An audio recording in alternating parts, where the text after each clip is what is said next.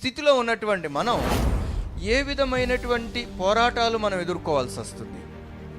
ఇలా ఉన్నటువంటి మనం ఆత్మతో అనుబంధమై ఆత్మకు సంబంధించినటువంటి కార్యాలు ఎందుకు చేయలేకపోతున్నాం? ఇది పరిశుద్ధులకే సాధ్యమా? పరిశుద్ధులకి పోరాటం లేదా? కేవలం లోకపరంగా సామాన్యమైనటువంటి సగటు మనిషికే ఈ శోధనలు, ఈ ఆకర్షణలు వస్తున్నాయా? శరీర కార్యాలు స్పష్టమై ఉన్నవి అని కూడా మనకు తెలుసు. వీటిని ఆత్మ సహాయంతో ఎట్లా హోల్డ్ చేయాలి, ఎట్లా అదుపులో పెట్టాలి? కొంతమందికి ఎట్లా సాధ్యమవుతుంది లోకంలో, కొంతమందికి ఎందుకు సాధ్యం కావట్లేదు? అర్థమవుతుందా? దేవుడి యొక్క వాక్యం ఏం సెలవిస్తుందంటే, శరీరాన్ని అనుసరించి మీరు బ్రతుకుతారా, అట్లాగే మాట్లాడతారా, అట్లాగే ఆలోచన చేస్తారా, మీ వైఖరి అలాగే ఉంటుందా, మీ ఎండింగ్ ఎట్లదంటే చచ్చిపోతారు. అది నిత్య నరకం. లేదు, దీన్ని మీరు ఈ భూలోకంలో బ్రతికుండగానే ఈ శరీరాన్ని ఆత్మచేత హోల్డ్ చేయొచ్చు, ఆత్మచేత అదింపట్టొచ్చు, ఆత్మచేత కంట్రోల్ చేయొచ్చు, అన్నిటికీ మించి ఆత్మచేత చంపొచ్చు. ఆత్మ అంటే ఎవరు? దేవుడు. దేవుడిని తీసుకురండి అక్కడికి. ఈ పాయింట్లో, ఈ విషయంలో, ఈ సందర్భంలో దీని గురించి పర్టిక్యులర్గా దేవుడు ఏం మాట్లాడాడు? చాలు.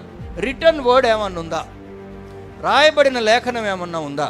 లేదా దేవుడు చెవులో నాకేమన్నా సమూయేలుకు చెప్పినట్టుగా లేఖనాన్ని ఆధారంగా చేసుకున్నట్టుగా ఏదన్నా మాట్లాడతాడా? That's all. ఈ రెండింటి గురించి రేమా ఆఫ్ గాడ్ అంటే దేవుడు మన మస్తిష్కంలో మాట్లాడేటువంటి దైవ సందేశం, ఆత్మలో గోచరం అయ్యేటట్లుగా చేసేటువంటి సందేశం, విదితం అయ్యేటట్టుగా చేయడం. వీటి ద్వారా నువ్వు నడిపించబడతావు. అదే ఆత్మచేత నడిపించబడతావు. దాని దగ్గర ఎప్పుడు కూడా ఆత్మను అణిచేయొద్దు. బైబిల్లో చిన్న వాక్యాలలో ఒక వాక్యం, ఆత్మని ఆర్పవాకండి. ఆత్మని ఇప్పుడు కూడా ఆర్పవాకండి.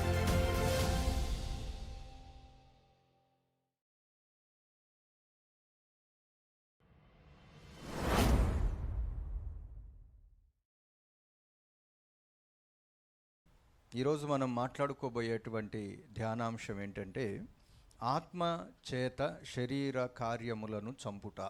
అనండి ఒకసారి. అది ఆత్మచేత శరీర కార్యములను చంపుట. మరి ఇది ఈ రోజున మనం మాట్లాడుకోబోయేటువంటి అంశం. మనందరికీ తెలుసు, చాలా సందర్భాలలో మనం చనిపోయినటువంటి వారిని చూడడానికి వెళ్తాం. వాళ్ళని బతుకున్నప్పుడు కూడా మనం చూస్తాం. బతుకున్నప్పుడు కూడా మనం వాళ్ళతో మాట్లాడాం, వాళ్ళ ఇండ్లకి వెళ్ళాం, వాళ్ళతో కలిసి భోజనం చేసాం, వాళ్ళు మనతో మాట్లాడారు. సడన్గా చచ్చిపోయారు. సడన్గా చచ్చిపోతే చివరి చూపుగా మనం చూడడానికి వెళ్ళాం. ఇప్పుడు మిమ్మల్ని ఒక ప్రశ్న వేస్తాను. అసలు వాళ్ళకి ఏమైంది? అట్లా కింద పడుకోబెట్టారు కదా, ఏమైంది వారికి? ఎట్లా చెప్తారు వాళ్ళు చచ్చిపోయారని? ఒక మనిషిని చచ్చిపోయాడని ఎప్పుడు అంటాం? మాట్లాడాలి మీరు కదా. కొంతమంది చచ్చిపోయాడా బతికాడా అని కూడా అర్థం కాకపోతే ఏం చేస్తాం? మనం నాడి పట్టుకొని చూస్తాం. సన్నగా కొట్టుకోనట్టుగా కొట్టుకుంటా ఉంటే పిలిచినా పలకరు, ఉలుకు పలుకు ఉండదు, కానీ బతికే ఉన్నాడని మాత్రం అంటాం, నాడిని పట్టి. కొంతమంది ఏం చేస్తారంటే, నాడి పట్టుకోవటం చేతగాని వాళ్ళు ముక్కు దగ్గర ఏలు పెట్టి చూస్తారు, ఏమన్నా తగులుతుందా, గాలి ఏమన్నా ఆడుతుందా అని చూస్తారు. కానీ వైద్యుల దగ్గరికి తీసుకెళ్తే అసలు మనిషి ఉన్నాడా పోయాడా అన్నది చెబుతారు. చెప్పలేరండి? చెప్తారు. కొన్ని ఉంటాయి వాళ్ళ జ్ఞానం అది కాబట్టి, శరీరానికి సంబంధించిన విషయాలు వారికి బాగా తెలుసు కాబట్టి డిక్లేర్ చేస్తారు, అయిపోయింది తీసుకెళ్ళండి అని. తీసుకెళ్తాం. అప్పుడు ఆ మనిషిని మనం ఏమంటామంటే మరణించాడు, చచ్చిపోయాడు అని అంటాం. అంటే ఏదో వెళ్ళిపోయింది, లోపల నుంచి ఏదో వెళ్ళిపోయింది. క్రైస్తవులమైన మనకి దీని గురించి చెప్పనక్కర్లే, ఎందుకంటే అందరికీ తెలుసు. మన్నైనది మునుపటి వలనే మన్నైపోతుంది, ఆత్మ అది దయచేసిన వాడి దగ్గరికి తిరిగి వెళ్ళిపోతుంది అని బైబిల్లో రాసింది. అంటే మనం ఒక్కలమే కాదనమాట, మనలో దేవుడు పెట్టినటువంటి ఆత్మ ఉంది, మనకి శరీరం ఉంది, దేవుడు ఉదినటువంటి ఆ ఆత్మ కూడా మనలో ఉంది. ఇది మనం అర్థం చేసుకోవాలి. అయితే పరిశుద్ధ బైబిల్ గ్రంథంలో ఏం చెబుతుందనంటే, ఈ రెండింటి మధ్యలో కొట్లాట జరుగుతుంది అని చెప్పాడు. అర్థమైందా? ఈ రెండింటి మధ్యలో ఏం జరుగుతుంది? కొట్లాట. శరీరం లోకానుసారంగా ఆలోచిస్తుంది, శరీరానికి సంబంధించిన విషయాల గురించి ఆలోచిస్తుంది. కానీ దేవుడు పెట్టిన ఆత్మ ఉంది చూడండి, ఆ ఆత్మ భక్తికి సంబంధించిన విషయాలు, నిత్యత్వాలకు సంబంధించినటువంటి విషయాల గురించి ఆ ఆత్మ ఆలోచిస్తుంది అని బైబిల్లో చాలా విషయాలు రాసి ఉన్నాయి. ఈ రోజున నేను మీకు చెప్పాలనుకున్నది ఏంటంటే, ఆ విషయాలు బైబిల్లో ఎంత స్పష్టంగా రాసి ఉన్నాయి. అయితే మనం వాటన్నిటి మధ్యలో అవన్నీ రాయబడిన తర్వాత కూడా ఒకటో రెండిటికో మనం ఆకర్షితులం అయిపోయి ఆ వచనాల కింద అండర్లైన్ చేసి దానికి వెళ్ళి చూస్తున్నాం. దానికంటే ముందు, దాని వెనకాల, దాని తర్వాత రాయబడినటువంటి పుస్తకాలలో, దేవుని యొక్క గ్రంథంలో అసలు ఈ శరీర స్థితిలో ఉన్నటువంటి మనము, ఇప్పుడు మనందరం బతికే ఉన్నామండి, మాట్లాడండి, బతికే ఉన్నాం. ఈ స్థితిలో ఉన్నటువంటి మనం ఏ విధమైనటువంటి పోరాటాలు మనం ఎదుర్కోవాల్సి వస్తుంది. ఇలా ఉన్నటువంటి మనం ఆత్మతో అనుబంధమై ఆత్మకు సంబంధించినటువంటి కార్యాలు ఎందుకు చేయలేకపోతున్నాం? ఇది పరిశుద్ధులకే సాధ్యమా? పరిశుద్ధులకి ఈ పోరాటం లేదా? కేవలం లోకపరంగా సామాన్యమైనటువంటి సగటు మనిషికే ఈ శోధనలు, ఈ ఆకర్షణలు వస్తున్నాయా అనేది మనం ఆలోచన చేస్తే బైబిల్లో వీటన్నిటికీ ఎంతో కొంత పరిష్కారం మనం చూడగలుగుతాం. వీటన్నిటిని మీకు నేను త్వరగా చూపించాలని నేను ఆశపడుతున్నాను.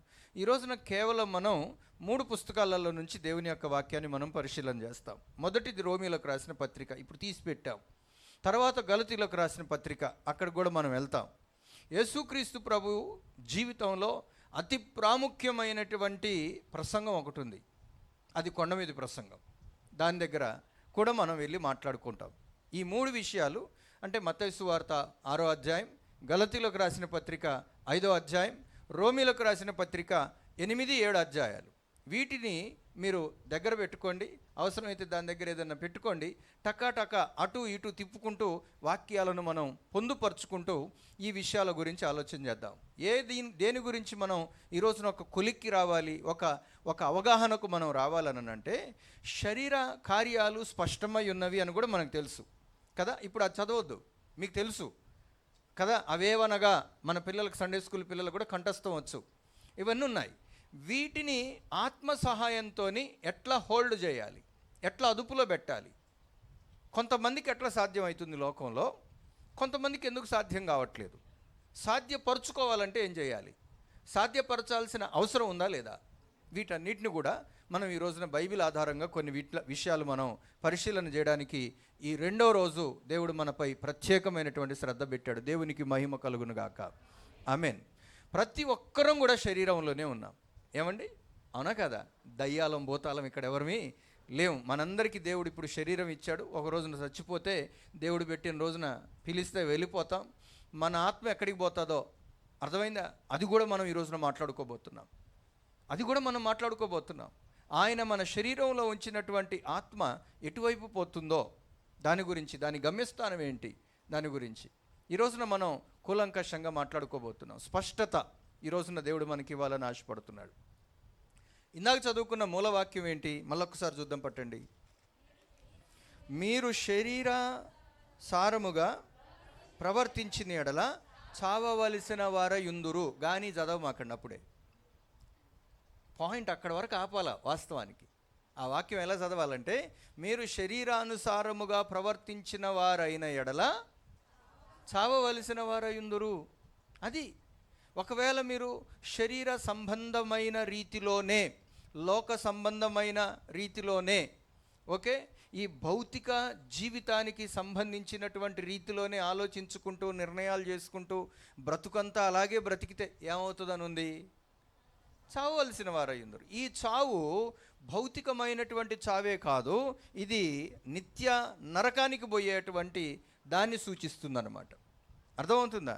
ఇది కేవలం ఊపిరి ఆగిపోతే వచ్చేటువంటి చావే కాదు. ఇది దాని గురించి కాదు ఇక్కడ చదువుకుంటున్నది.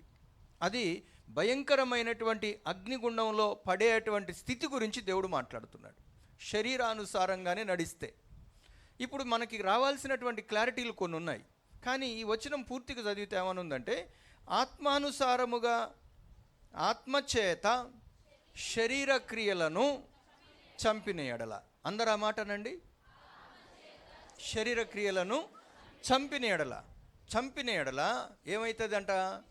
జీవిస్తాం. ఈ జీవం దేనికి సంబంధించిందంటే అది లోకంలో బతికే 70-80 సంవత్సరాల జీవం కాదు, ఇది నిత్య జీవం. దేవునికి స్తోత్రం. అంటే మనకి ఇక్కడ పాయింట్ క్లియర్గా అర్థమవుతుంది ఏంటంటే, ఒక విశ్వాసి, ఒక మానవుడు ప్రభువుని తెలుసుకున్న తర్వాత శరీర సంబంధిగా బ్రతకకూడదు. అర్థమవుతుందా? శరీరానుసారంగా లోకానుసారంగా బ్రతకూడదు. మరి ఎట్లండి? ఇక్కడ లోకపరంగా మరి చాలా ఉంటాయి కదా అని అంటే వాటికి వేరు కావాలి. మనం అర్థమవుతుందా? వాటికి వేరు కావాలి, ప్రతిష్ఠించుకోవాలి. నిన్న నేను మీకు పవిత్రత గురించి చెబుతూ ఒక మాట చెప్పాను. అదేంటంటే పవిత్రము కాదు మనల్ని దేవుడు చేయమన్నది, పరిశుద్ధం. ఏమన్నాడు? పవిత్రంగా ఉండమని కాదండి, పరిశుద్ధంగా ఉన్నాం. పరిశుద్ధంగా అంటే సెట్ అపార్ట్, అంటే దాని నుంచి కాస్త దూరం చేసుకొని మనల్ని మనం కాపాడుకోవటం అన్నమాట. లోకంలో ఇవన్నీ ఉన్నాయి. లోకంలో కూడా మంచితనం ఉంది. చాలామంది చాలా జాగ్రత్తగా, ఒబ్బిడిగా, జాగ్రత్తగా బ్రతికే వాళ్ళు ఉన్నారు. అది పవిత్రం. కానీ మనం అట్లా కాదు. క్రైస్తవులు, విశ్వాసులు మనల్ని మనం అక్కడి నుండి వేరు చేసుకుంటాం కంప్లీట్గా. ఉలిపి కట్టేది ఒక దారి అంటాను చూడండి, అట్లా మనల్ని మనం సెట్టపాటు చేసుకొని మనం ప్రత్యేకపరుచుకొని బ్రతుకుతాం చూడండి. అది వాళ్ళందరూ తింటున్నారు భోజనం. చెరపట్టబడి వచ్చినటువంటి దానియేలు గారితో వచ్చిన దానియేలు గారి ఊరోళ్ళందరూ తింటున్నారు. ఓకే, పర్వాలే, తింటున్నారు, వాళ్ళేం చావలే. కానీ దానియేలు గారు మాత్రం తనతో పాటు ఉన్నటువంటి వారిని ప్రత్యేకం చేసుకున్నాడు. అది పవిత్రం అన్నమాట, అది పరిశుద్ధం అన్నమాట. ఇది మనం అర్థం చేసుకోవాలి. ఈ రోజున నేను మీకు జ్ఞాపకం చేయాలనుకున్నది ఏంటంటే, లోకంలో ఉన్నాం, శరీరంలో ఉన్నాం, ఉప్పు కారం తింటున్నాం, ఇట్లనే ఉంటుందండి బ్రతుకు తెరువు అనేది అనకూడదండి. అర్థమవుతుందా? దేవుడి యొక్క వాక్యం ఏం సెలవిస్తుందంటే, శరీరాన్ని అనుసరించి మీరు బ్రతుకుతారా, అట్లాగే మాట్లాడతారా, అట్లాగే ఆలోచన చేస్తారా, మీ వైఖరి అలాగే ఉంటుందా, మీ ఎండింగ్ ఎట్లదంటే చచ్చిపోతారు. అది నిత్య నరకం. లేదు, దీన్ని మీరు ఈ భూలోకంలో బ్రతికుండగానే ఈ శరీరాన్ని ఆత్మచేత హోల్డ్ చేయొచ్చు, ఆత్మచేత అదింపట్టొచ్చు, ఆత్మచేత కంట్రోల్ చేయొచ్చు, అన్నిటికీ మించి ఆత్మచేత చంపొచ్చు. ఇది దేవుడు మనకిచ్చినటువంటి గొప్ప శక్తి. దేవునికి స్తోత్రం. అయితే కొన్ని వచనాలు నేను మీకు చూపిస్తాను. ఈ పత్రిక రాసింది పౌలు గారు జీవితంలో తాను ఎదుర్కొన్నటువంటి పరిస్థితి గురించి నేను చదువుతాను, మీరు బైబిల్ చూస్తూ ఉండండి. ఓకే, బైబిల్లో ఎంత స్పష్టంగా తన ఆవేదన, తన పరిస్థితి చెప్పుకున్నాడో. ఈ మాటలు చదివేటప్పుడు పౌలు గారికే ఈ శోధనలు వచ్చాయి, ఈ పరిస్థితి వచ్చింది. పౌలు గారి ముందు నేను పడిపోవటం పెద్ద లెక్కేం కాదు, పెద్ద విశేషమేం కాదు అని సమర్థించుకోవడానికి కాదు. పౌలు గారు మొదలుపెట్టి చెబుతూ పరిష్కారం దాకా చెప్పాడు. పూర్తిగా చదవాలి. నేను కొన్ని వచనాలు ఎందుకు చదివిస్తున్నానంటే, పౌలు గారి జీవితంలో తాను ఎదుర్కొన్నటువంటి పరిస్థితి. పౌలు గారు యేసుప్రభు తర్వాత నెక్స్ట్ ఆయనే కొత్త నిబంధనలో. ఆ స్థాయి మనిషి కూడా ప్రభువులోనికి వచ్చిన తర్వాత, ప్రభు దర్శనంలోనికి వచ్చిన తర్వాత, ప్రభు సేవలోనికి వచ్చిన తర్వాత, బలమైనటువంటి అభిషేకం ఆయన మీద ఉన్న తర్వాత, ఓకే, ఆయన అతీతుడు కాదు, శరీరానికి అతీతుడు కాదు. ఆయనకు శరీరం ఉందా లేదా? మాట్లాడరు. దెబ్బలు కొట్టిందంతా ఆయన శరీరానికే, అవునా కాదా? ఎన్నిసార్లు దెబ్బలు తిన్నాడండి, ఎన్నిసార్లు ప్రయాణాలు చేశాడు, ఎన్నిసార్లు ఉపవాసం ఉన్నాడు. ఈయనకు శరీరం ఉండడం బట్టే కదా, నిద్ర లేక చాలాసార్లు ఉన్నాడు. శరీరం ఉండటనే కదా నిద్రపోయినా లేచినా. ఇవన్నీ కూడా ఆయన తన శరీర స్థితి గురించి, భౌతిక స్థితి గురించి, ఈ లోక జీవితాన్ని ఆయన జీవిస్తున్నప్పుడు ఒక సగటు మనిషిగా, ఒక భక్తుడే ఆయన ఎదుర్కొన్నటువంటి పరిస్థితి గురించి ఈ రోజున ఆయన చెప్తున్నటువంటి మాటలలో మనం విందాం. ఓకే, ఇదే రోమీలకు రాసిన పత్రిక 7వ అధ్యాయంలో కొన్ని మాటలు ఉన్నాయి చూడండి. 7వ అధ్యాయము 18వ వచనం నుంచి నేను చదువుతున్నాను, వినండి. నా యందు అంటే పౌలు గారు అంటున్నాడు, నా యందు అనగా నా శరీరమందు మంచిది ఏదియు నివసింపదని నేను ఎరుగుదును అంటున్నాడు. అమ్మ, అర్థమవుతుంది కదా ఎవరు ఈ మాట అన్నది?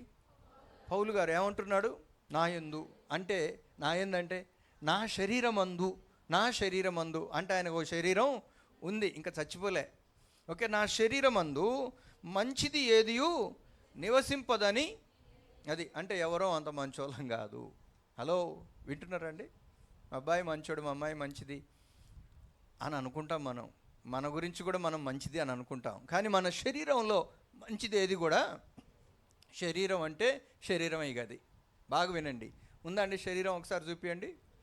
శరీర క్రియలు అనండి ఒకసారి. కొన్ని తెలుసా మీకేమన్నా? అవేవనగా ఉన్నాయా దీంట్లో? ఉన్నాయి. ఏమి లేకపోయినా అసూయ అవుతుంది, అవునా కదా? కలహం ఉంది, భేదం ఉంది. మీరు ఆ ఇంటోళ్ళు, మేము ఈ ఇంటోళ్ళం, భేదం ఉందిగా. మీరు గొప్పోళ్ళు, మేము పేదోళ్ళం, భేదం ఉందిగా. అంటే ఈ శరీరంలో కొన్ని కంపుయి ఉన్నాయి. ఎట్లా కనిపిస్తాయి అంటే అవి మన జుట్టులో పెయిన్ లాగనో లేకపోతే బియ్యంలో మెరుగలాగనో ఉండదు, చాలా స్పష్టంగా కనిపిస్తుందంట. శారీరక కార్యాలు, ఒక మనిషిలో ఉన్నటువంటి శారీరక కార్యాలు ఏదో ఒక సందర్భంగా వేరే వారికి స్పష్టంగా అగపడేవే. అర్థమైందా? అందున ఆత్మీయత కలిగినటువంటి వారికి, అభిషేకం కలిగిన వారికి, ఆత్మీయ దృష్టి కలిగినటువంటి వారికి మనం ఎంత మేకప్ వేసుకొని వచ్చినా శరీర కార్యం ఒకవేళ లోపల ఉంటే బయటికైతే కనిపించేస్తుందండి. అర్థమవుతుందా? అందుకనే దాన్ని వివరించేటప్పుడు శరీర కార్యములు స్పష్టమై ఉన్నవి అన్నాడు. బయటికి బాగా స్పష్టంగా కనిపిస్తాయి, నువ్వు ఒప్పుకోవాలి అంతే కావాలంటే. అర్థమవుతుందా? నువ్వు ఒప్పుకోలేవు దాన్ని, నేను ఒప్పుకోలేను. అయితే బైబిల్ గ్రంథంలో పౌలు గారు చెప్తున్నాడు తన శరీరం గురించి. ఇక మనం అర్థం చేసుకోవాలి.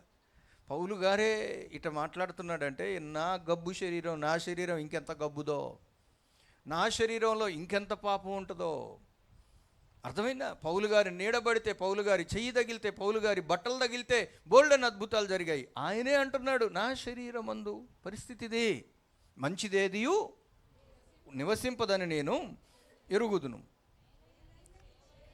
మేలైనది చేయవలనని కోరిక నాకు. మనకు మాత్రం లేదా? ఏమండి, సేమ్ మనలాగానే ఉన్నాడు పౌలు గారు కూడా. అమ్మా వింటున్నారా? పౌలు గారికి ఏదో పెద్ద 4-5 రెక్కలు లేకపోతే ఇంకేదో పౌలు గారు కనపడంగానే ఇట్లా కిరణాలు బయటకు వస్తున్నట్టు లేడు. నీలాంటి నాలాంటి సగటు మనిషి. అర్థమవుతుందా? ఏమని అంటున్నాడు? మేలైనది చేయాలని కోరుకుంది. ఉపవాసం ఉండాలని, ప్రార్థనకి చేయాలని, సేవ చేయాలని, లేకపోతే ఇంకేదన్నా చేయాలని, పళ్ళు మనం 10 మందికి సహాయకంగా ఉండాలని, ఏమో మేలు చేయాలని, సంక్షేమ కార్యక్రమాలు, ఆత్మీయ కార్యక్రమాలు ఏదో చేయాలని ఆశ ఉందిలే. కానీ ఏంటంట, దాని చేయుట నాకు కలుగుటలేదు. చేద్దాం అనుకుంటున్నా కానీ చేయలేకపోతున్నా అన్న వాళ్ళు ఎవరైనా ఉంటే దయచేసి మీ పవిత్ర హస్తాన్ని చూపించండి అండి. ఇది మన పరిస్థితి, అవునా కదా? మనందరం దీంట్లో భాగమే. ఏదో చేయాలనుకుంటున్నాం, చేయలేకపోతున్నాం. ఏమండి, ఏమనుకోబాకండి. కానీ ఈ పేజ్ ఉంది చూడండి, ఈ కాగితం, ఈ మాటల కింద అండర్లైన్లు ఉన్నాయా? చాలామంది బైబిల్లో ఉండవు. ఎవడైనా ఆత్మ లేని వాడైతే వాడు నా వాడు, అది మాత్రం అండర్లైన్, అవునా కాదా? ఈ పేజీ మొత్తంలో అదొక్కటే కాదు, ఇగో ఇదంతా ఉంది మనకి. ఈ రోజున దేవుడు మనతో మాట్లాడబోతున్నాడు. చూడండి ఒకసారి చదవండి. మేలైనది చేయవలెనను కోరిక నాకు కలుగుతున్నది కానీ దానిని చేయుట నాకు కలుగుటలేదు. ఇంకో చూడండి, నేను చేయగోరు మేలు చేయక చేయగోరని కీడు చేయుచున్నాను. అది ఈ కీడు ఎవరికి చేస్తున్నావంటే ఇద్దరికి చేస్తున్నావండి. మొదటి కీడేమో నీకు నువ్వు చేసుకుంటున్నావు, అర్థమవుతుందా? రెండో కీడేమో నీ చుట్టూ ఉన్న వాళ్ళకి చేస్తున్నావు, నీ కుటుంబానికి. అర్థమైందా? ఫస్ట్ నువ్వు చేసే కీడు నీకు, రెండోసారి నువ్వు చేసే కీడు నీ కుటుంబానికే. అర్థమైందా? నువ్వు నీ కీడు చేసుకుంటే నీ వల్ల నీ కుటుంబానికి ఏం ప్రయోజనం? ఏమి లేదు. శరీరం ఉంది, నువ్వు జస్ట్ సంపాదిస్తావు అంతే. భార్యాభర్తల గొడవలు నేను అప్పుడప్పుడు వింటూ ఉండేటోడిని, డాబా మీద నుంచి వింటూ ఉంటే, నేను అన్నీ తెచ్చి పెడుతున్నాగా అనేటోడు. వాడు భౌతికం అన్నమాట. ఈమెకేం కూర్చొని ముచ్చట్లు పెట్టే భర్త కావాలి, ఆయన పెట్టడు.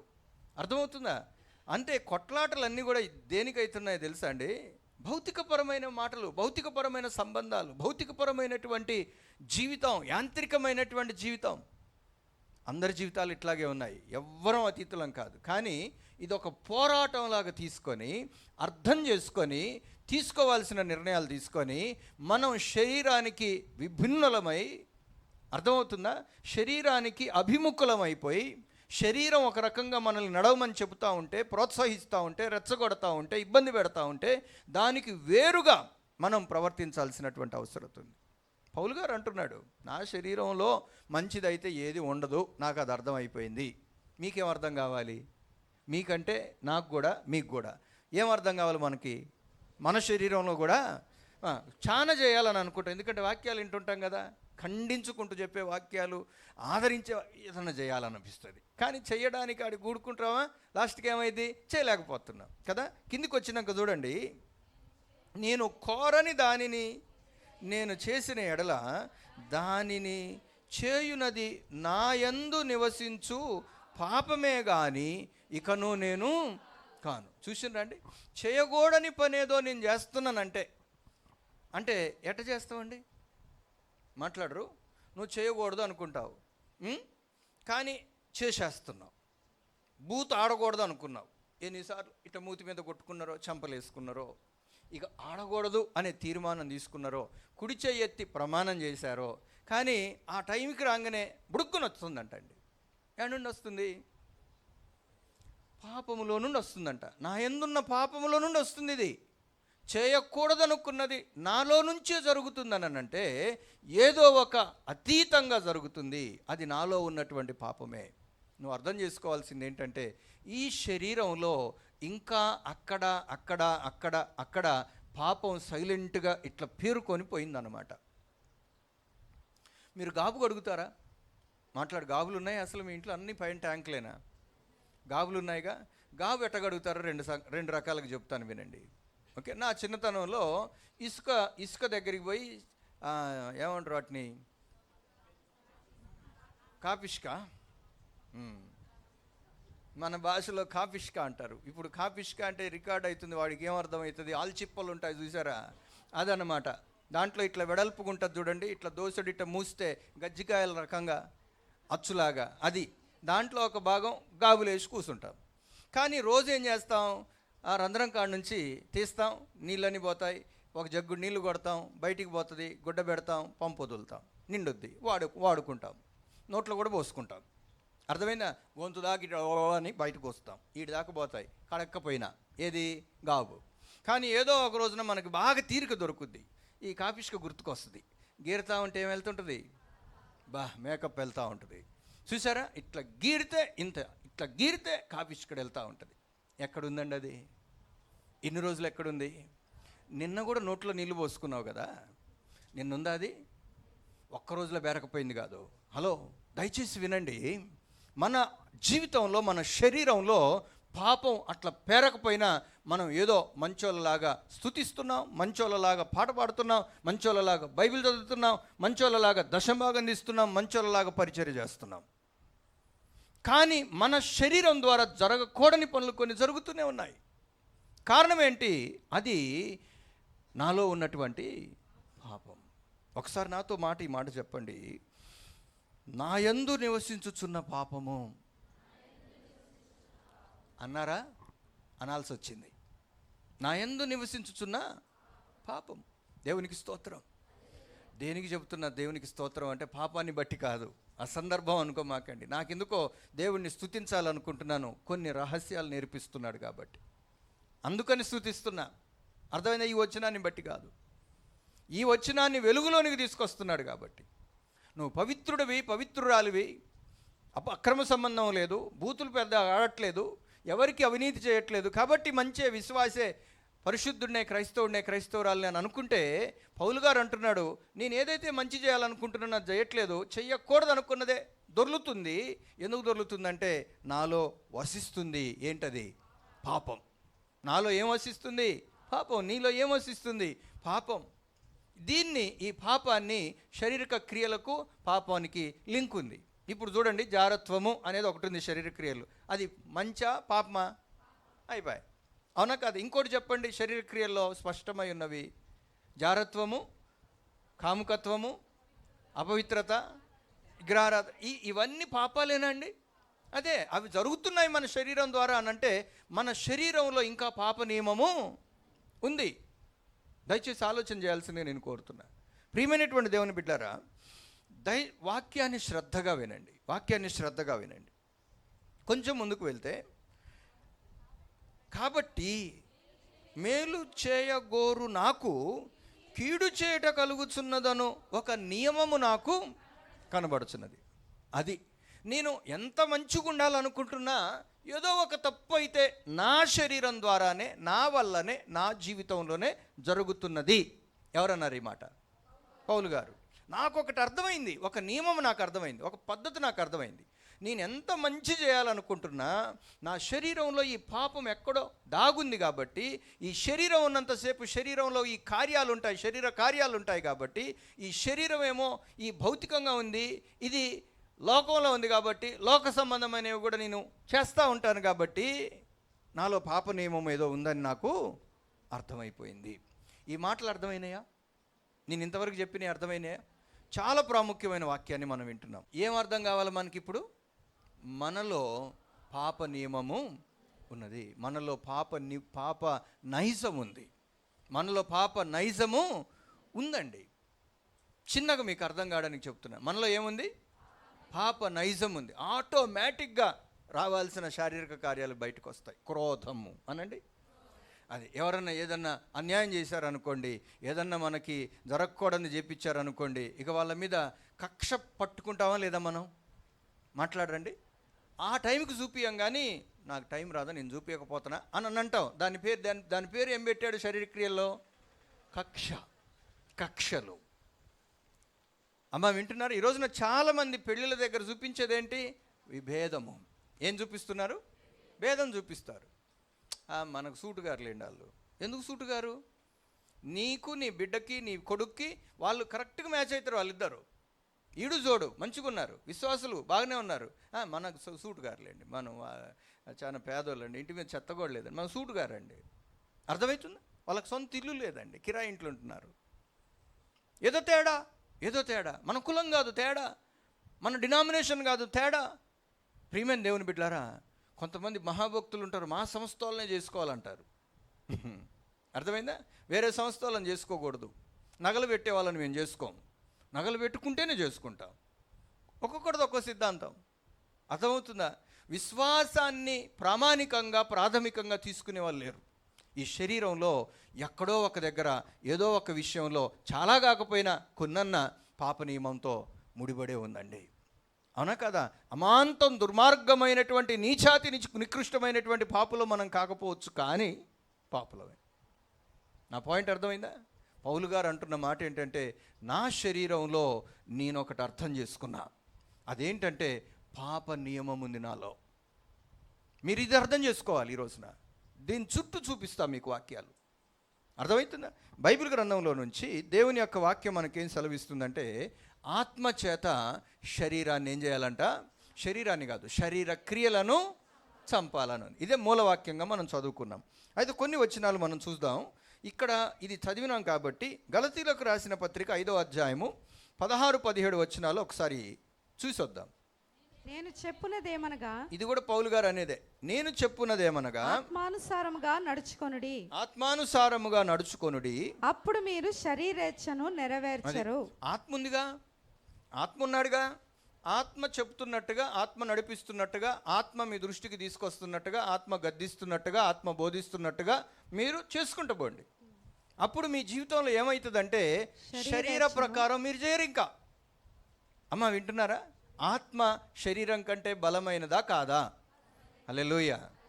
ఆత్మ ప్రకారం మీరు నడుచుకుంటూ పోండి. అంటే ఏదైనా ఆత్మ దేవుడు మీకు చెప్పిస్తుంటే దాని ప్రకారం చేయండి. మీకు నచ్చడం నచ్చకపోవడం తర్వాత సంగతి. ఓకే? లోకం గురించి, శరీరం గురించి, ప్రెస్టేజ్ గురించి ఆలోచించమాకండి. ఇక్కడ దాకా వచ్చినాక పాస్టర్ గారు ఇక ఒక్కడికి వెనక్కేసినాం అంటే పరుగు పోద్దండి. అది శరీరం. ఆత్మ ఏమంటున్నాడంటే ఆగాను అంటున్నాడు, శరీరం ఏమో పరుగు పోద్దని అంటుంది. ఇప్పుడు ఏం చేస్తాం మనం? దేవుడు చెప్తున్నాడు, నేను చెప్పున్నదేమనగా ఆత్మానుసారంగానే చేయండి. అప్పుడు మీరు శరీర ఇచ్ఛను నెరవేర్చరు. శరీర ఇచ్ఛను నెరవేర్చరు. ఎందుకంటే ఈ శరీరం ఉన్నంతసేపు శరీరము ఆత్మకు, ఆత్మ శరీరానికి విరోధంగానే అపేక్షించును. పాయింట్ అర్థమైందా అమ్మా? వింటున్నారా? శరీరమేమో ఆత్మకి, ఆత్మేమో శరీరానికి. శరీరం ఉన్నంతసేపు ఈ పోరాటము జరుగుతూనే ఉంటుంది. వింటున్న వారు ఒకసారి మీ చేయి చూపించండి. Okay, good. శరీరం ఉందా? అయితే ఆత్మకి శరీరం ఏం చేస్తూ ఉంటుంది? మాట్లాడాలి మీరు తెలిస్తే. వ్యతిరేకంగా ఉంటుంది. అర్థమైంది? ఎప్పుడూ ఫైటింగే. తెల్లారుజామున ఆత్మ చెబుతూ ఉంటుంది, లే లే లే లే చీకటితో లేవాలి, నీ కుటుంబం ఉంది, పిల్లలు చెడిపోతున్నారు, లేచి ప్రార్థన చేసుకో, లేచి ప్రార్థన చేసుకో, రా దేవుని సన్నిధికి రా అని ఆత్మ చెబుతూ ఉంటే శరీరం ఏముంటుందో తెలుసా? ఒకసారి ఇట్లా నిద్ర కళ్ళతో ఇట్లా ఫోన్ చూస్తుంది, 3:30గా పండుకున్నా, రాత్రి 12 అయింది పండుకునేటప్పటికి 5:30కి లేద్దాంలే అనిపిస్తుంది. అర్థమైందా? 5:30కి అలారం పెట్టావుగా, అది 6:15 అయింది. లేటుకి లేచావుగా, ఇప్పుడు ప్రార్థన వెళ్ళిపోయింది, అయిపోయింది. నీ కుటుంబానికి ప్రొటెక్షన్ పోయింది. నీ కుటుంబం కోసం దేవుడి పాదాల దగ్గర చేయాల్సింది పోయింది. ఇప్పుడు 6:30 నుంచి నువ్వు చేయాల్సిన వేరేగా ఉంటుంది. వంట వండాలా, లేకపోతే డ్యూటీకి రెడీ కావాలా, లేకపోతే ఇంకేదన్నా కూలికి పోవాలా, ఇంకేదన్నా పనికి పోవాలా, వీటికి వెళ్ళిపోతూ ఉంటావు. అర్థమవుతుందా? ఏమైంది? శరీరం భలే నైసుగా మాట్లాడుతుంది. ఒక్కోసారి అలసిపోయావుగా, నిన్న ఆదివారం మట్ల ఉదయం పోయావుగా, అర్థమైందా? లేకపోతే 7 రోజుల్లో 2-3 రోజులు ప్రాముఖ్యంగా తర్వాత ఎట్లాగో రికార్డ్ అవుతుంది, తర్వాత విందువు కానీ అంటే నిజమే కదా, రికార్డ్ అవుతుంది. స్టేడియంకి పోయి క్రికెట్ మ్యాచ్ చూసిన దానికంటే ఇంటి దగ్గర లేస్ ప్యాకెట్ ఓపెన్ చేసుకొని ఫ్యాన్ పెట్టుకొని కాలు చాపుకొని చూస్తుంటే ఎంత సుఖంగా ఉంటుంది, అవునా కదా? ప్రతి బాలు ప్రతి క్లారిటీగా మంచి మెగాపిక్సెల్తో తీసిన కెమెరాలతో చూపిస్తారు. శరీరం మాట్లాడుతుంది. కానీ ఇక్కడేమో ఒక పాట వస్తుంటుంది, ఎంతో అభిషేకముతో నిండి ఉన్నది అని పాడుతూ ఉంటే అక్కడికి రావైతివి. అర్థమైందా? నీ టీవీ రూమ్లో హాల్లో కూర్చొని వాక్యాన్ని కాలు చాపుకొని లుంగి కట్టుకొని సొక్కా వేసుకోకుండా కట్టుబనితో వాక్యం వింటే ఏముంటుందండి? అది మర్యాద అనిపిస్తుందా? నేను మీకు మనవి చేస్తున్నాను. శరీరం ఒకలాగా చెబుతూ ఉంటుంది, ఆత్మ ఇంకొకలాగా చెబుతూ ఉంటుంది. అర్థమవుతుందా? అయితే పౌలు గారు మనకిస్తున్నటువంటి సూచన సలహా ఏంటో తెలుసా? మీరు ఎంతసేపటికి పోరాటంలో ఉన్నారన్న సంగతి మీరు అర్థం చేసుకోవాలి. ఈ నియమం ఉంది మనలో. కొన్నిసార్లు అయితే ఈ శరీరంతో పాపం కూడా చేపించుద్ది. పొరపాటు కాదు చేపించడం, ఏం చేపించుద్ది? అమాంతం పాపం కూడా చేయిస్తుంది. ఈరోజు మీకు జ్ఞాపకం చేస్తున్నాను. అయితే మీరు ఎంతసేపటికి ఎటువైపు మొగ్గు చూపియాలా? అసలు ఏంటి నాలో ఏం జరుగుతుంది? ఇది మంచికి సంబంధించింది జరుగుతుందా ఆలోచన?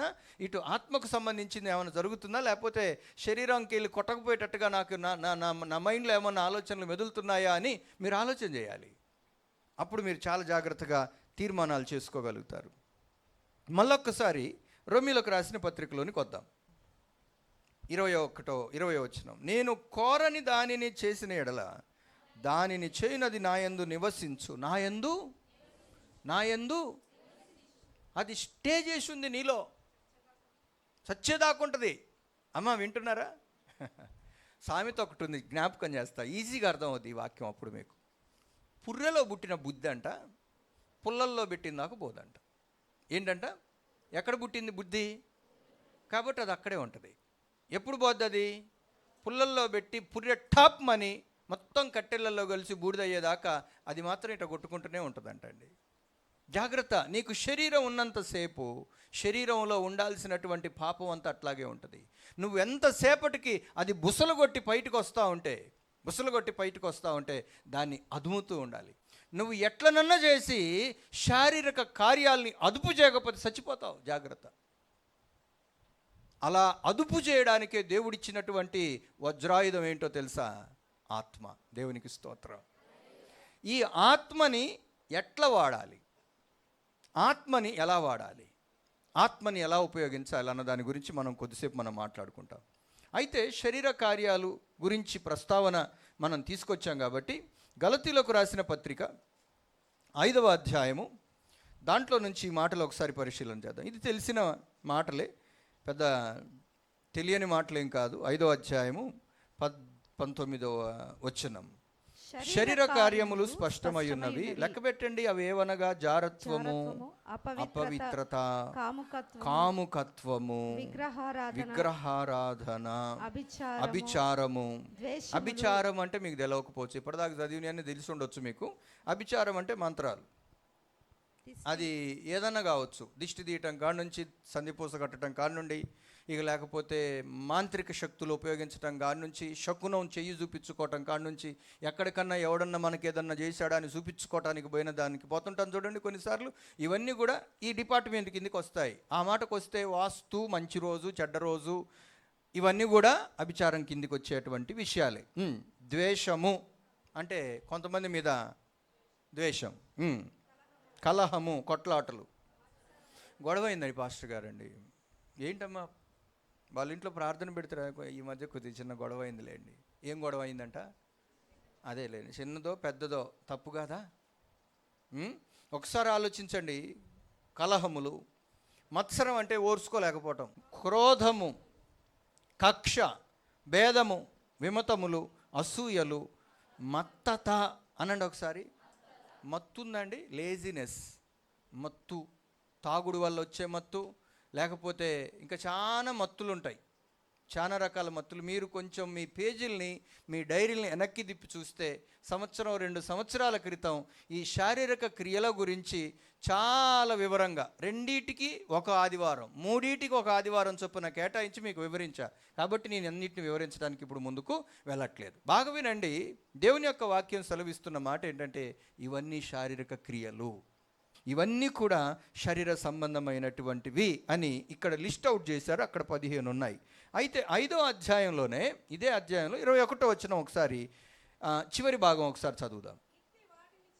అంటే ఇప్పుడు ఇక్కడ చెప్పిన ఇట్టి వాటిని బాగా వినండి. 15 కాదు, దీంట్లో ఏదన్నా ఒకటి, ఏదైనా 2. అమ్మ వింటున్నారా? టైం ఎక్కువగాలే, వినండి. నిన్నంతసేపు చేయను, చాలా తొందరగానే మనం ముగించుకుందాం. ఇది అయిపోకపోతే రేపు చెబుతా, కానీ శ్రద్ధగా వినండి కొద్దిసేపు. దేవుని యొక్క వాక్యం ఏం సెలవిస్తుంది? ఇట్టి వాటిని చేయువారు దేవుని రాజ్యమును స్వతంత్రించుకొనరని. చూసిందండి, బై మిస్టేక్ మీరు ప్రెస్టేజ్గా తీసుకుంటారో లేకపోతే ఇంకా దేనికి తీసుకుంటారో నాకు తెలియదు, కానీ శరీర కార్యాల ప్రకారమే మీరు ముందుకు పోతున్నారు అనుకోండి, ఇట్లనే మన జీవితం నడిస్తే పరలోక రాజ్యాన్ని స్వతంత్రించుకోలేము. మీతో స్పష్టంగా చెప్పుచున్నాను. అంతే, స్పష్టంగా చెప్తున్నాను. మీరు పరలోక రాజ్యాన్ని, ఇది నేనన్నమాట కాదు, ఇది పరిశుద్ధాత్ముడు పౌలు గారి ద్వారా సంఘానికి రాయించినటువంటి ఒక సూత్రం, ఒక ఆజ్ఞ. ఏదైనా సరే మీరు ఇంటికి వెళ్ళాక చాలా పని చేయాలి. ఒక కాగితం తీసుకొని 15 రాయండి. 15 రాసి పెన్ను తీసుకొని ఇట్లా ఇంటూ కానీ రైట్ టిక్ కానీ పెట్టడానికి చూడండి. బై మిస్టేక్ ఒక్కదానికన్నా ఇది నాలో ఉందని టిక్కు పెడితే మనం నరకానికి పోయే వాళ్ళమే. ఎవరు మనకు తీర్పు తీర్చనక్కర్లే, మన గురించి మనమే విమర్శ చేసుకోవడానికి ఒకసారి ప్రయత్నం చేద్దాం. ఆ లెక్కన ఇక్కడ కూర్చున్నటువంటి వారందరం కూడా పాప నియమానికి బానిసలైపోయాం. అర్థమవుతుందా? ఇక్కడ మనం ఇందాక నేను 21 దాకా చదివించాను. మీరు ఇంటికి వెళ్ళిన తర్వాత 25 వరకు చదవండి. ఇంటికి వెళ్ళిన తర్వాత ఇంకొక 4 వచనాలు చదవండి 7వ అధ్యాయంలో. ఎవరో అతీతులం కాదు, ఏదో ఒక విషయంలో బలహీనులం అయిపోయి పాపం మనల్ని లాక్కెళ్ళిపోతుంది. మనలో ఆత్మనియమం లేకుండా అయిపోయింది. పాప నియమంలోనికి మనం వెళ్ళిపోయాం. కాబట్టి ఇలాంటివి ఏవి కూడా చేయకుండా మనం జాగ్రత్త పడాలని దేవుని యొక్క వాక్యం సూచిస్తుంది. కాబట్టి మనందరం ఏం చేయాలి? శరీర క్రియలను తప్పకుండా అదుపు చేయాలి. దానికి సహాయంగా మనకు దేవుడు ఏం చేశాడంటే ఆత్మతో అన్నాడు. అర్థమైందండి? ఈరోజు మీకు జ్ఞాపకం చేయాలనుకున్నది ఏంటంటే, ప్రభువు శరీరంలో ఉన్నటువంటి పాప నియమాన్ని సరిచేయబడడానికి అద్భుతమైనటువంటి అవకాశాలని నీ ముందు పెడతా ఉంటాడు. అందుకనే దేవుని యొక్క వాక్యం బైబిల్ ఏమనుందో తెలుసా? చూడుమో, నువ్వు కళ్ళు తెరిచి చూడు, నువ్వు చూడు, ముందు నీ ముందు జీవం ఉంది, నువ్వు చూడు, నీ ముందు మరణం ఉంది, మరణంకి వెళ్ళి చూడబాకు. నీ ముందు ఆశీర్వాదం ఉంది, నువ్వు చూడు, నీ ముందు శాపం కూడా ఉంది. Your choice. నీ చాయిసెస్ నీ గమ్యాన్ని నిర్దేశిస్తాయి. ఈరోజు నేను మీకు జ్ఞాపకం చేస్తున్నాను, నువ్వు మంచి చేయగలవు ఆత్మను అనుసరించి. ఆత్మని కాస్త పక్కకు పెడితే శరీర కార్యాలు చేసుకుంటూ పోతావు. శరీర కార్యాలు చేస్తే ఏమవుతుంది? మరణము. అర్థమవుతుందా? బైబిల్ గ్రంథంలో నుంచి కొన్ని మాటలు, శరీరాన్ని పాటిస్తే, ఈ 15 ఏదో ఒకటి పాటిస్తే ఏమవుతాదో త్వరగా నేను చెప్తాను. త్వరగా తీయండి బైబిల్ గ్రంథంలో. గలతీలకు రాసిన పత్రిక 5వ అధ్యాయం 21 మనం చదివేసుకున్నాం. ఇప్పుడు రోమీలకు రాసిన పత్రిక 8వ అధ్యాయంలోనికి రండి. త్వరగా చదవండి దయచేసి. 7వ వచనం. ఏలయనగా శరీరానుసారమైన మనస్సు దేవునికి విరోధమై ఉన్నది. నాతో ఈ మాట చెప్పండి. శరీరానుసారమైన మనస్సు దేవునికి విరోధము. ఇందాక మనం శరీరానుసారంగా నడుచుకుంటే పరలోక రాజ్యం రాదన్నాం, అర్థమైందా? అది మొదటిది. రెండోది ఏంటి? శరీరానుసారమైన మనసు దేవునికి విరోధం. ఇప్పుడు నువ్వు దేవునికి స్నేహంగా ఉండాలా, దేవునితో అనుబంధంగా ప్రేమగా ఉండాలా, విరోధం చేసుకోవాలా? నువ్వు శరీరానుసారంగా నడుచుకుంటూ పోతే ఏమవుతుంది? దేవుడికి విరోధం అవుతావు. ఇదొకటి. రెండవది చదవండి, అట్లాగే చదవండి. అది దేవుని ధర్మశాస్త్రమునకు లోబడదు. దేవుని యొక్క న్యాయ విధులకు, కట్టుబాట్లకు, శాసనాలకు, ఆజ్ఞలకు శరీరానుసారమైన మనసు ఎప్పుడు కూడా లోబడదు. ఏదో చెప్తుంది, ఏమాత్రము కూడా లోబడనేరదు. నా ప్రియమైనటువంటి సహోదరులారా, శరీరానుసారమైనటువంటి మనసు దేవునికి విరోధం, పరలోకానికి చేరనీయదు, వాక్యానికి లొంగనీయదు. వాక్యం ఎంత స్పష్టంగా నీకు అర్థం అవుతున్నా కానీ శరీరంలో ప్రెస్టేజీ ఇట్లా తొనిస్కిస్తలాడుతూ ఉంటుంది. ఎందుకంటే ఇప్పుడు నా సిద్ధాంతాన్ని మార్చుకొని ఇప్పుడు దేవుడు నా దృష్టికి తీసుకొస్తున్న వాక్య ప్రకారం నేను ఒకవేళ లొంగితే నలుగురిలో ఏమవుతుంది అనేటువంటి ఒక తత్వం మనిషిలో ఉంటుంది. ఎన్ని చెప్పాడు చూడండి. దేవుని రాజ్యానికి వారసుడు కాలేవు, దేవునికి విరోధి అయిపోతావు, వాక్యానికి లోబడలేవు, దేవుని సంతోషపరచలేవు, మరణం అయిపోతావు. ఇప్పుడు చెప్పండి అండి, శరీరానుసారంగానే నడుచుకుందామా? మాట్లాడరు. ఇంత చెప్పామా? అయినా కానీ మనకు శరీరం. యేసు ప్రభు చెప్పాడు, ఇప్పటిదాకా పౌలు గారు చెప్పాడు. సరే, పౌలు చెప్పాడు అనుకుందాం. మత్తయి సువార్త 6వ అధ్యాయం దగ్గరికి వద్దాం. ఒక్కసారి త్వరగా చదవాలి, పూర్తి చేసేద్దాం. 6వ అధ్యాయం 19వ వచనం నుండి. భూమి మీద మీ కొరకు ధనము కూర్చుకొనవద్దు, అక్కడ చిమ్మెటయు తుప్పును తినివేయును, దొంగలు కన్నము వేసి దొంగిలెదరు. పరలోకమందు మీ కొరకు ధనము కూర్చుకొనుడి, అచ్చట చిమ్మెటైనను తుప్పైనను దానిని తినివేయదు, దొంగలు కన్నము వేసి దొంగిలరు. 23 దాకా చదువుకుందాం. నీ ధనం ఎక్కడ నుండునో అక్కడనే నీ హృదయము ఉండును. దేహమునకు దీపము కన్నే గనుక నీ కన్ను తేటగా ఉండిన ఎడల నీ దేహమంతయు వెలుగుమయమై ఉండును. హల్లెలూయా. నీ కన్ను మంచిదైతే నీ దేహాన్ని నువ్వు, దేహము శరీరము ఒకటేనా అండి? మాట్లాడరేమండి? మనం ఇంతకు దేని గురించి మాట్లాడుకుంటున్నా అన్నాం ఇందాక? శరీర క్రియలను ఆత్మచేత చంపాల. ఇప్పుడు దేహము శరీరం ఒకటే అని వచ్చింది ఇక్కడ, అర్థమైందా? దీన్ని పాడు చేసేది ఎంట్రీ ఎక్కడి నుంచి పోతుందంట? కన్ను కాడి నుంచి పోతుంది. కొన్ని చూసినాం మనం, ఇక చేసేదాకా విడిచిపెట్టాం. దీన్ని తృప్తిపరచాలా, శరీరాన్ని సాటిస్ఫై చేయాలి. కానీ ఆత్మకు సంబంధించినోడు దేవుణ్ణి సంతోషపెట్టాలని ఆలోచిస్తాడు. శరీరం గురించి ఆలోచించేవాడు శరీరాన్ని ఎట్లా ఎంటర్టైన్ చేయాలి, ఎట్లా పోషించాలి, ఎట్లా మెరుగులు దిద్దుకోవాలి, దాని గురించి ఆలోచిస్తాడు. ఇక్కడ మనం చూసుకుంటూ పోదాం. కొన్ని వచనాలు మీకు త్వరగా చూపిస్తాను. నీ కన్ను చెడినదైతే, నీ కన్ను తేడాదైతే నీ దేహమంతయు, నీ శరీరం అంతయు ఏమైపోతుంది? చీకటిమయమై ఉండును. అది పరిస్థితి. నీ కన్ను మంచిది కాకపోతే, నా కళ్ళకి ఏమైందండి? నీ కన్ను నిన్నే పాడు చేస్తుంది, నీ కుటుంబాన్ని పాడు చేస్తుంది. అర్థమవుతుందా? కన్ను చూసిందంట ఒక కూరని, ఏమడిగింది? ఎర్రనిదేది, ఎక్కడికి పెట్టింది ఎసరు దీన్ని? జ్యేష్ఠత్వాన్ని పోయింది. నీ కన్ను మంచిది కాదనమాట. ఆయన తినటానికి ఆయన కూర ఆయన వండుకున్నాడండి, దాంట్లో తప్పే ఉంది. ఒకవేళ దేవుడికి యాకోబు పట్ల నాది సంకల్పం ఉంటే ఎట్లనైనా చేసి యాకోబుని పైకి తీసుకొస్తాడు. ఎందుకంటే మడిం పట్టుకొని నేను ముందొచ్చినా ఆయన రావాలనుకుంటున్నాడు కాబట్టి ఏ తీర్పు తీరుస్తాడో యాకోబు పైకి వస్తాడు. కానీ ఏశావు జ్యేష్ఠత్వాన్ని పోగొట్టుకున్నాడు కదా, అది బాధ ఇక్కడ. కన్ను చూసింది, కోరుకుంది. నా కన్ను కోరుకున్నది ఏది కూడా నేను చేయకుండా నా కన్నును నిన్న ఆపలేదన్నాడు సొలొమోన్. వ్యర్థమే, లాస్ట్కి మిగిలింది ఏం లేదన్నాడు. ఎంత కన్ను మోసం చేసింది తెలుసా? ఆ అమ్మాయి నచ్చింది చేసుకున్నాడు, ఈ అమ్మాయి నచ్చింది చేసుకున్నాడు, ఆ రాజుగారి బిడ్డ నచ్చింది చేసుకున్నాడు, దాన్ని పోయి ఇంకోటి నచ్చింది చేసుకున్నాడు. ఏం చేశారు వీళ్ళంతా?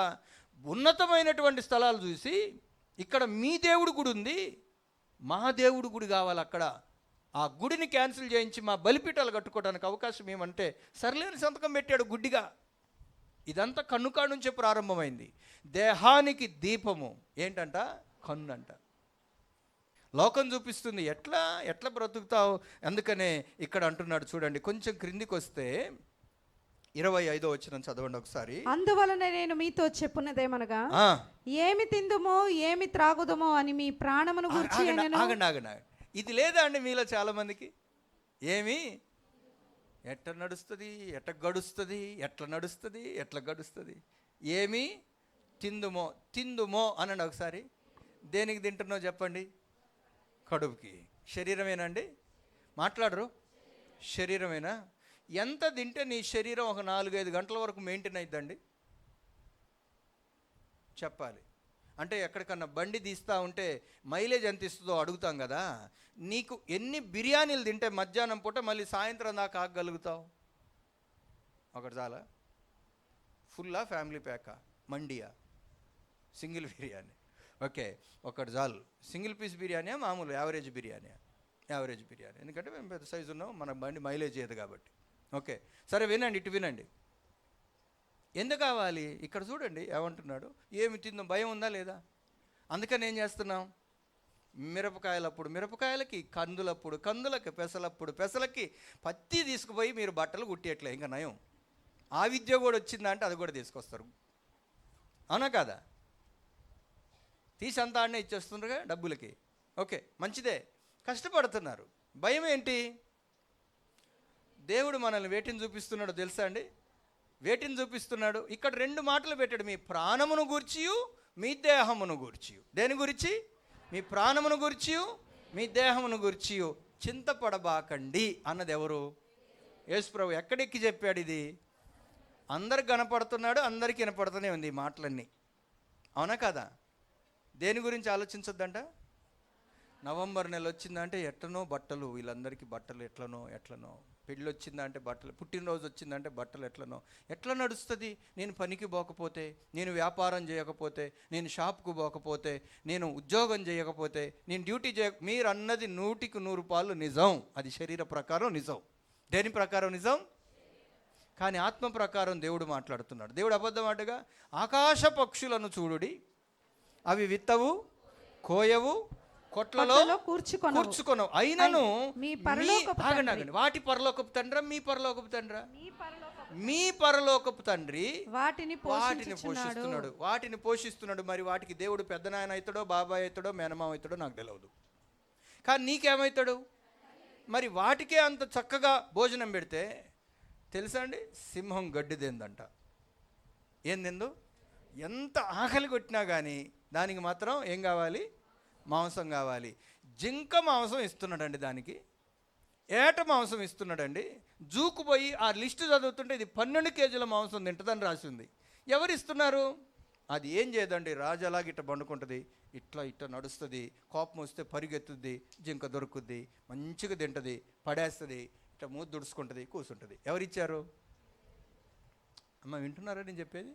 ఒక్కసారి చూడండి, పిచ్చుకలు చూడండి. మొన్న నాకు ఒక మెసేజ్ పంపించాడు నా స్నేహితుడు, అంతర్జాతీయ పిచ్చుకల దినోత్సవం అంట. ఏంటిదంట? దానికి ఒక రోజు పెట్టాడు దేవుడు నాకు వలిగే. Every dog has a day, కానీ ఎవ్రీ పిచ్చుక యాజ్ ఎ డే అని నమ్మననే తెలిసింది. పిచ్చుకకు కూడా ఒక రోజు ఉందంట. ఎందుకంటే పిచ్చుక మనుషులకు పాఠం నేర్పుతుంది, చీమ మనుషులకు పాఠం నేర్పింది.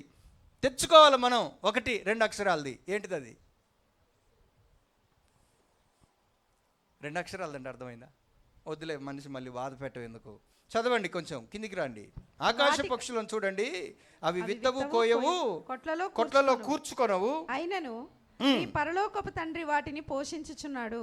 మీరు వాటికంటే శ్రేష్ఠులు కారా అన్నాడు. ఇంతకీ అన్నం గురించి, బట్టల గురించి, బతుకు తెరువు గురించి, పెండ్లిల గురించి, ఓకే, చాలా భవిష్యత్తు గురించి, దీంట్లో భవిష్యత్తు గురించి కూడా ఉంది. రేపటి గురించి, రేపు అంటే భవిష్యత్తా కాదా?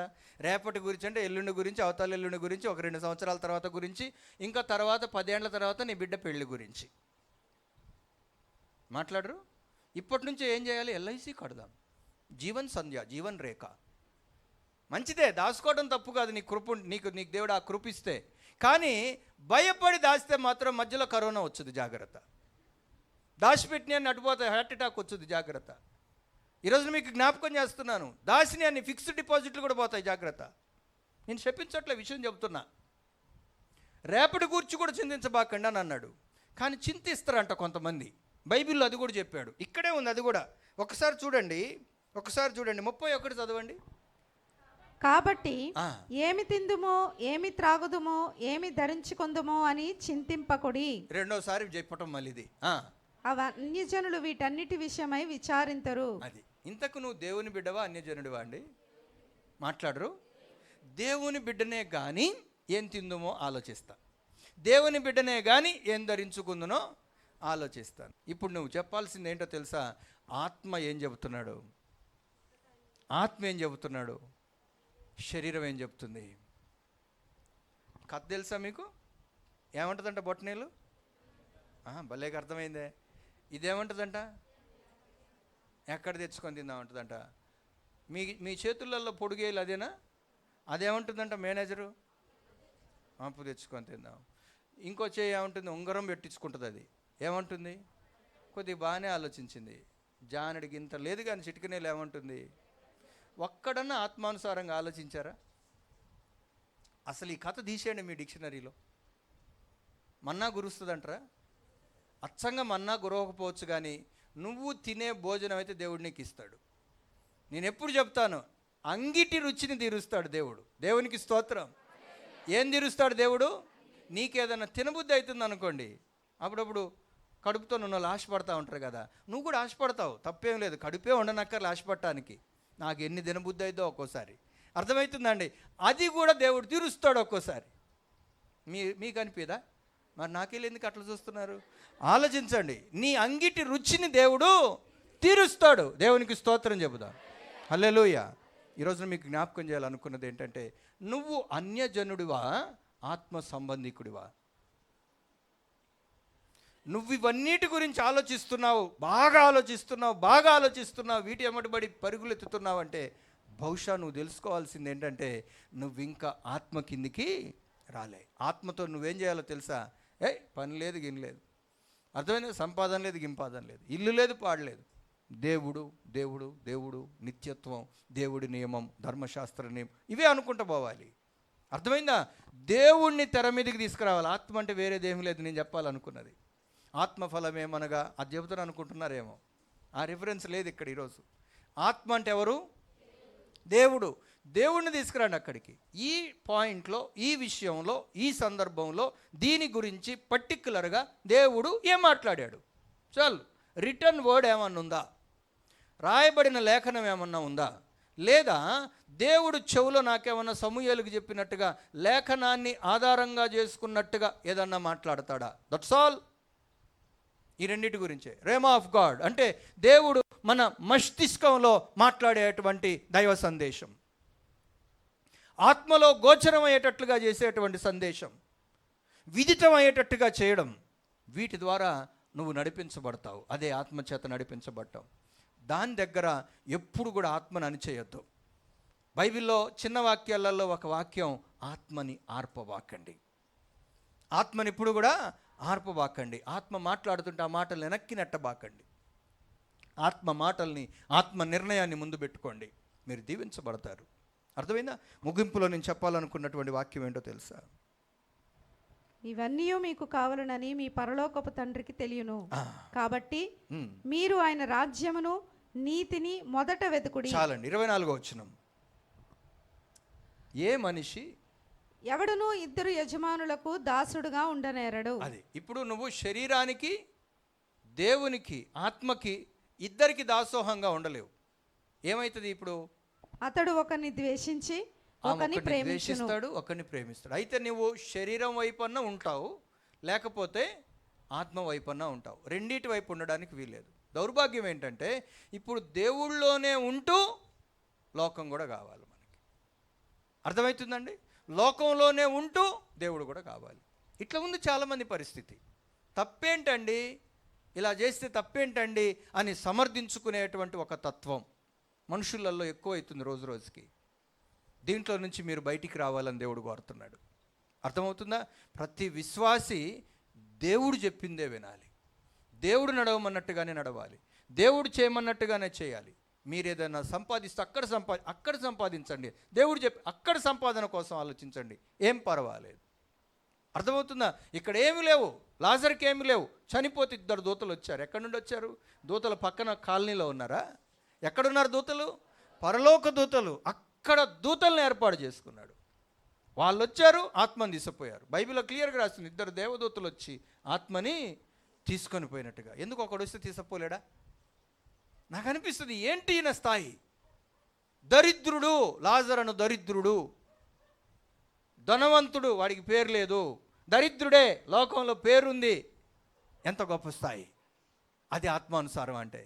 నా ప్రియమైనటువంటి దేవుని బిడ్డలారా, ఆత్మానుసారంగా నడుచుకునేటువంటి వారికి లోకస్తులను చూస్తుంటారు కదా, లోకస్తులకి ఆత్మానుసారులైనటువంటి వారు పెద్దగేమి గొప్పగా అనిపించరండి.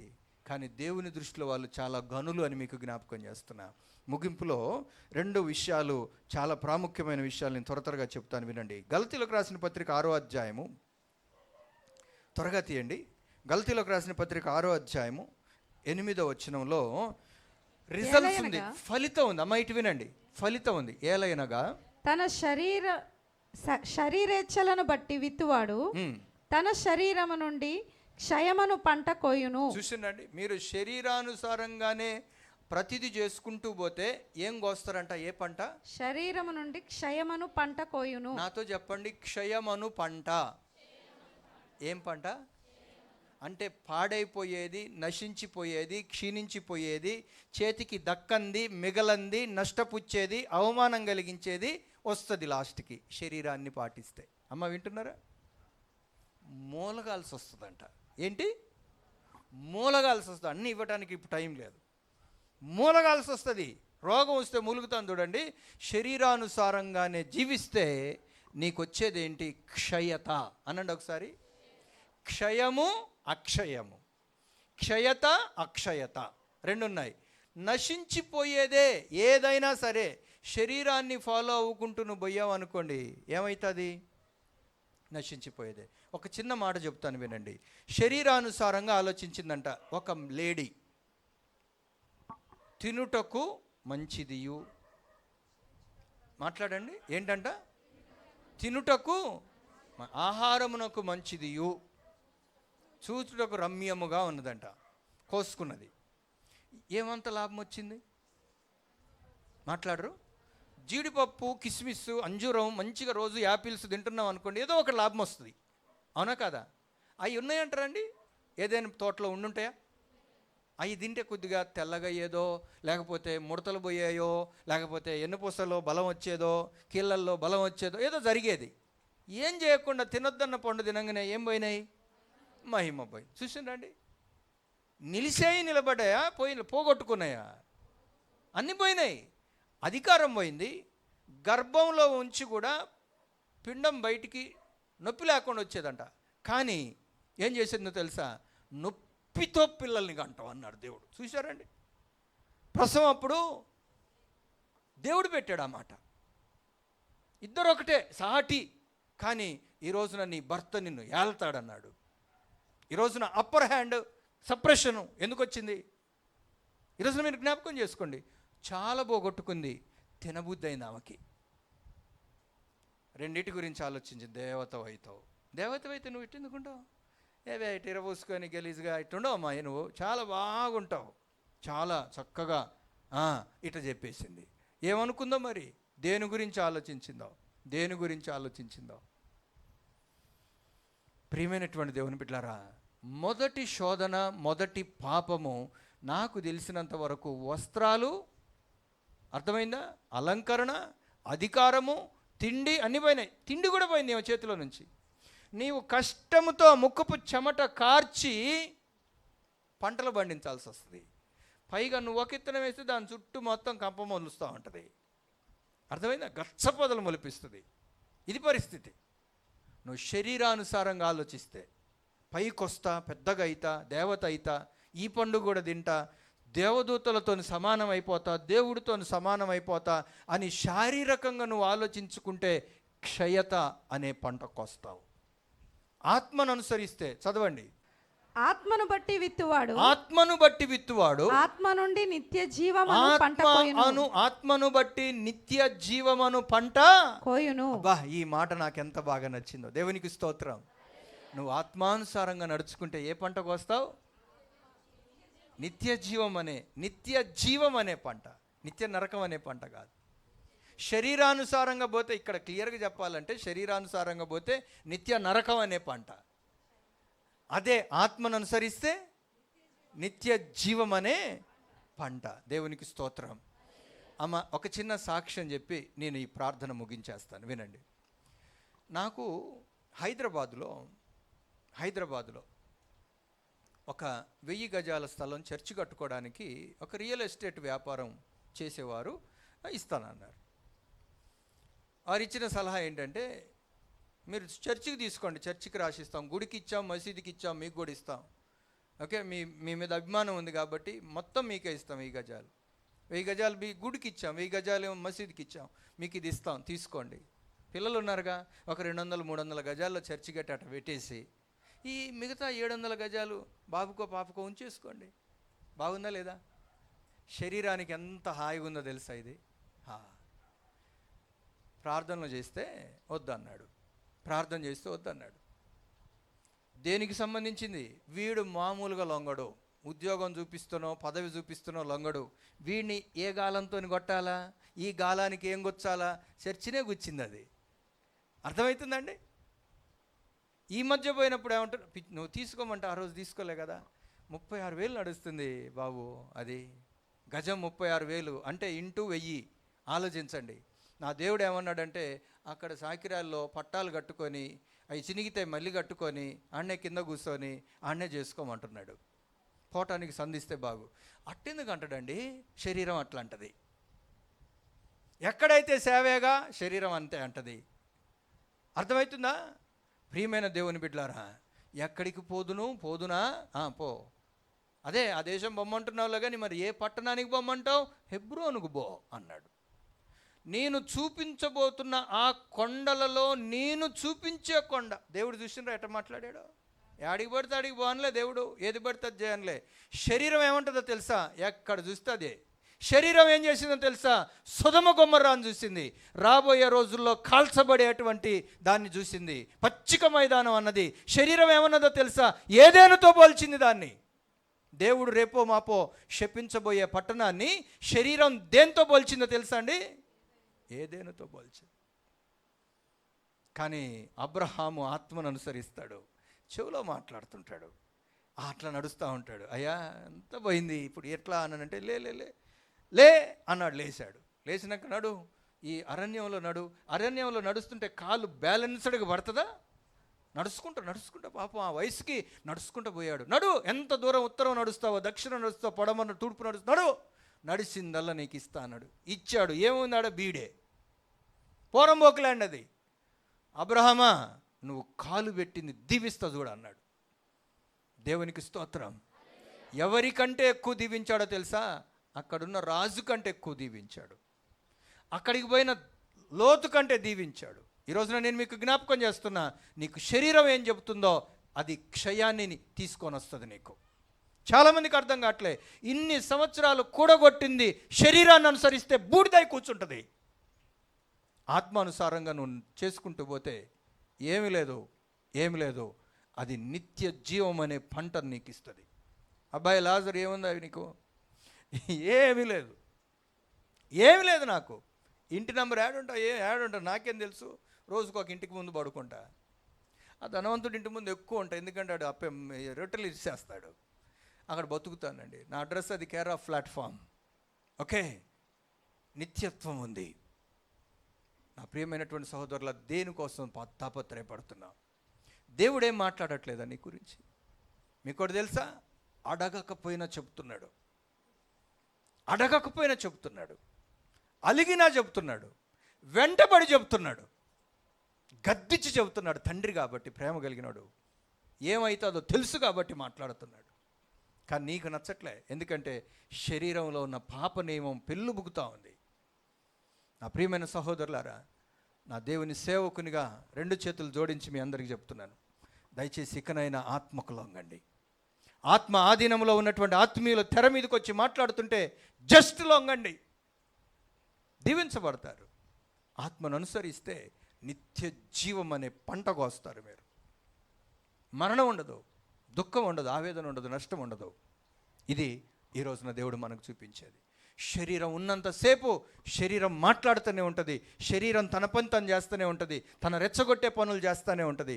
కానీ దేవుని యొక్క సహాయం చేత నువ్వు ఎప్పుడైతే ఈచ్ అండ్ ఎవ్రీ సిచ్యువేషన్ని, ఈచ్ అండ్ ఎవ్రీ పరిస్థితిని, అర్థమవుతుందా, ప్రతి దినాన్ని నువ్వు అదుపు పెట్టడానికి నువ్వు ఇష్టపడతావో అప్పుడే నువ్వు దీవించబడతావు. ప్రతి విషయంలో, ప్రతి వయసుకు తగ్గట్టుగా, అర్థమవుతుందా, ప్రతి మనిషికి తగ్గట్టుగా, ప్రతి కుటుంబానికి తగ్గట్టుగా, ప్రతి పరిస్థితిని, ప్రతి అనుకూల పరిస్థితిని సైతాను వాడుకుంటాడు నిన్ను బోల్తా కొట్టడానికి. ఎప్పటి వరకు? తుది శ్వాస విడిచిపెట్టేంత వరకు, ఆత్మ శరీరంలో ఉండేంత వరకు ఈ శరీరానికి ఆత్మకు పోరాటం. నేనే మంచి చేయాలనుకుంటున్నాను, అది మంచి చేయనియదు శరీరం. ఎందుకంటే పాప నియమం అడ్డం వస్తుంటుంది. నువ్వేం చేయాలంటే ఓపిక తెచ్చుకొని లేవాలి. నీకేమనిపిస్తుంది? నీ మనసు ఇంకా లోక సంబంధమైనటువంటి వాటినే పట్టుకొని ఏలాడి వాటి గురించి ఆలోచిస్తూ ఉంటే, నా ప్రియ సహోదరుడా, సహోదరి, ఈరోజు నీ మనసు ఒప్పుకోవాలి, నువ్వు అన్యుడివే, ఇంకా నువ్వు అన్యురాలివే. నువ్వు శరీర సంబంధమైనటువంటి రీతిలో ఇంకా ఆలోచిస్తూ ఉంటే, పగ, అసూయ, ద్వేషం, కలహం, మత్సరం, ఇట్లాంటి వాటితో నువ్వు నిండిపోయి ఉంటే బహుశా నువ్వు అన్యుడివే, నువ్వు అన్యురాలివే. ఈ రోజున దేవుడు నిన్ను మోకాళ్ళొంగినప్పుడు అద్భుతంగా నిన్ను ఎలాగ మార్చాలని చూస్తున్నాడో తెలుసా? దేవా, నేను అన్యుడిగా, శరీర సంబంధిగా, లోకానుసారుడిగా ఉండాలనుకోవట్లేదు అని నీ సహాయం నాకు అయ్యా. ప్రతి శరీర సంబంధితమైన విషయాన్ని నీ సహాయంతో అధిగమించి గెలవగలిగే శక్తి నాకు ఇవ్వయ్యా. 2 మాటలు ప్రార్థన చేసుకుందాం. తలలోంచండి.